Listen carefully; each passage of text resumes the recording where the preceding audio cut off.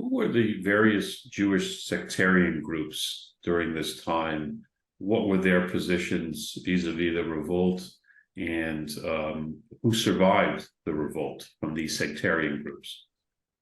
Right. So Josephus talks about four different groups. He talks about the Sadducees, the Essenes, the Pharisees, and then what he calls a fourth philosophy, the Sectarian.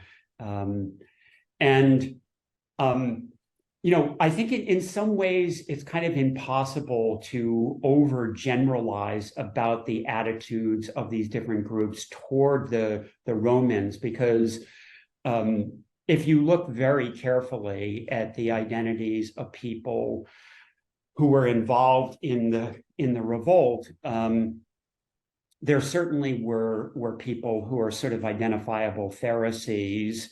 The Pharisees kind of were known as the proponents of oral law, the experts on oral law.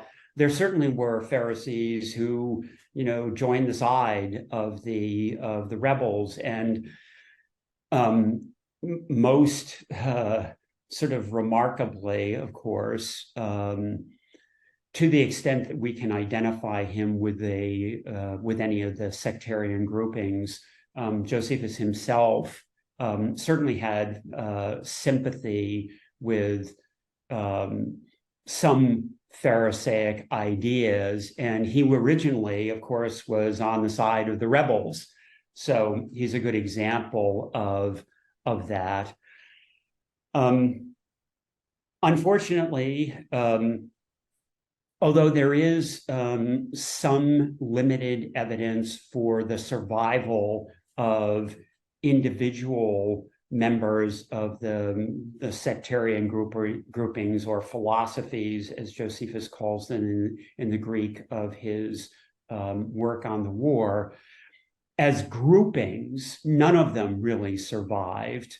The only possible exception to that could be the group of people who retrospectively came to be called the Christians, but certainly, in the time period leading up to the revolt, were another group, or basically were comprised of Jews who were followers of this guy, Jesus. And they did survive, but one of the reasons why they probably survived is that they were a very small number of people, and weren't necessarily based in Jerusalem or any of the sort of hot spots which became kind of central to the fighting during the war, as far as we know.